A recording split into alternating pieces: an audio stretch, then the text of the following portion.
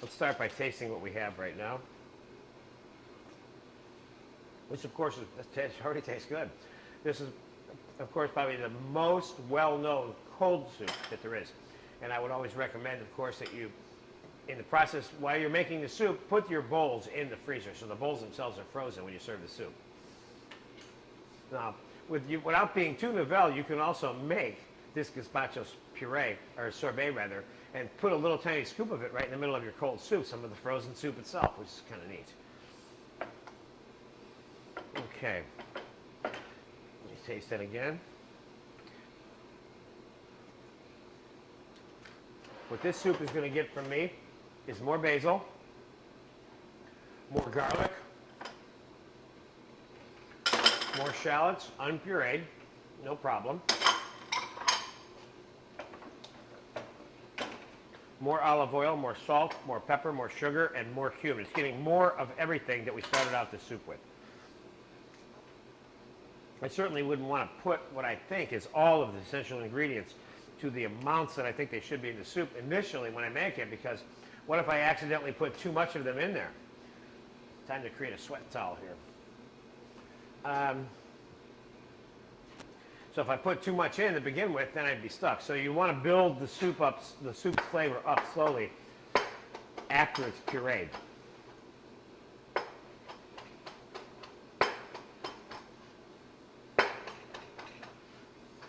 Okay, there's your basil. And we're going to need some more basil for garnish also, that we have over here on the table. More olive oil. The first time I realized that you can pour olive oil directly into Spanish and Italian foods to get the results that make them taste the way they do over there, I was impressed and happy to find that out, because there's a big addition to flavor when you can pour olive oil directly into soup and sauce. It's the only soup and sauce place in the world where you just pour oil into the sauce. It's very uncommon, but it's very good for their cooking.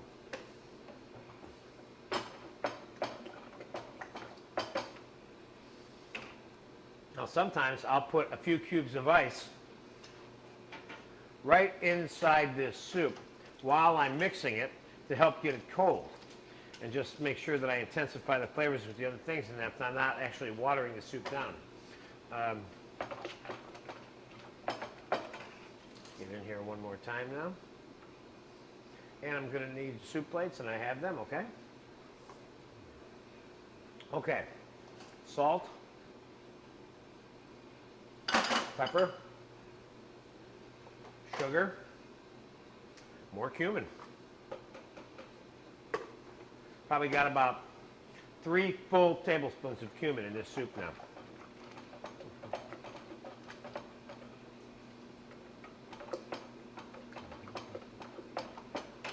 Let's try it now.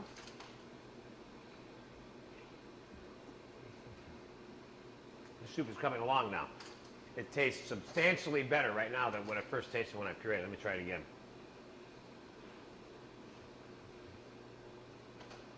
This is very good. I'm surprised that I don't have to do a lot more seasoning than I'm doing. I'm happy about that.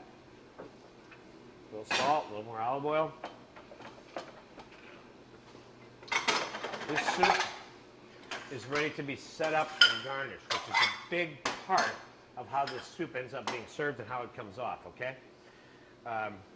You gotta have fried croutons and clarified butter for this soup. There's nothing better than fried croutons in cold soup.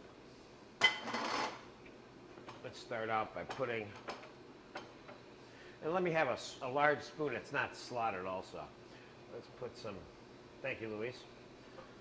Let's put some of the soup in the bowls, and thank you, sir.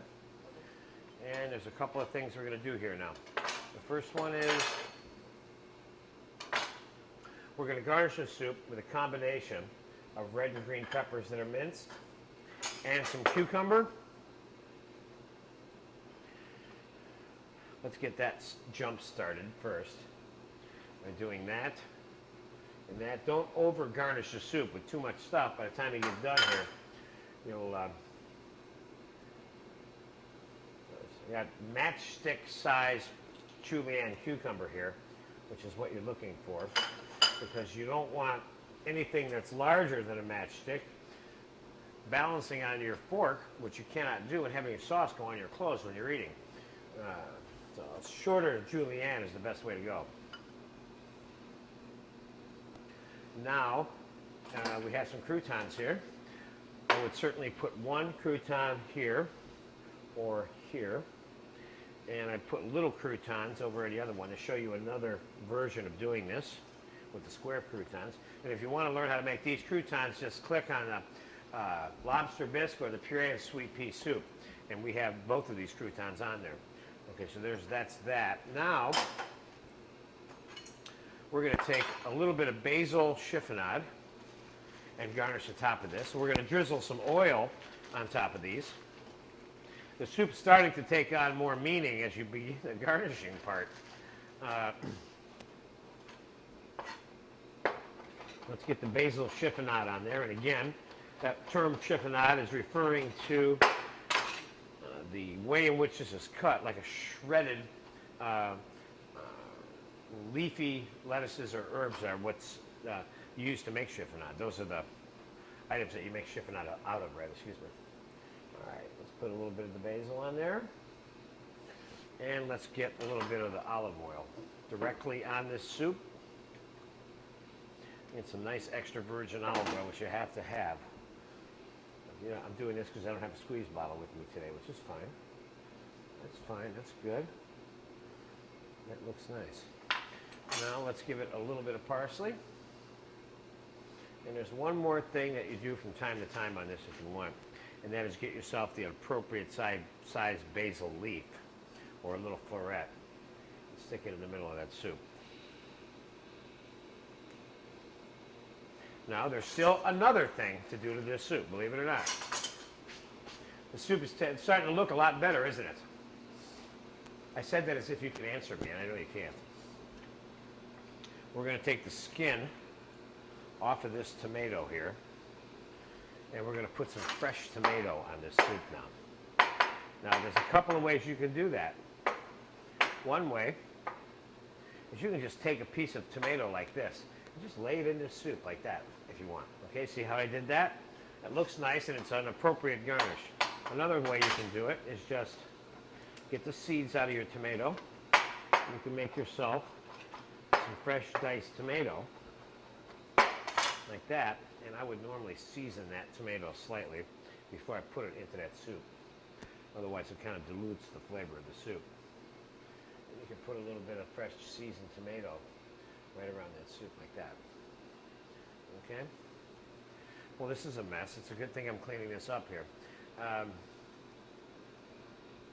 There you have it, gazpacho soup, and one that I think you will enjoy. Again, I've had a hard time in life finding a good gazpacho soup. I think if you make this one, you'll like it. And remember, this is on your patio, cold summer afternoon. This is a great soup, and good luck making it because this requires your tasting and seasoning and tasting and seasoning a lot. Have a great afternoon.